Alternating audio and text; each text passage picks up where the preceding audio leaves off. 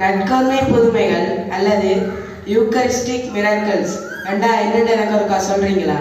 அதாவது நற்கருணையில ஆண்டவர் இயேசு உண்மையாகவே இருக்கிறார்ன்றது உணர்த்துற வகையில எங்களோட கத்தோலிக்க திருச்சபையில நடந்த அற்புதங்கள் அதிசயங்களை தான் நற்கருணை புதுமைகள் என்று சொல்றோம். அப்ப நற்கருணை புதுமைகள் எந்தெந்த விதத்தில் நடந்திருக்கு? அது 3 வகைப்படும்.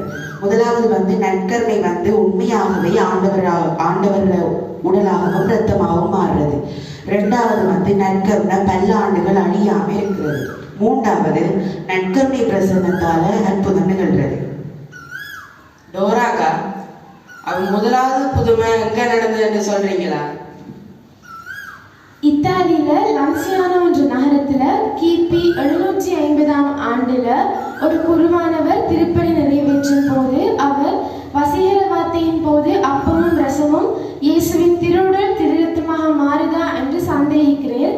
அதனால அந்த சந்தேகம் அவருக்கு நாளுக்கு நாள் அதிகரித்து அவர் இறுதியாக அவர் திருப்பலி வைக்கும் போது அவர் வசீகர வார்த்தை சொல்லும் போது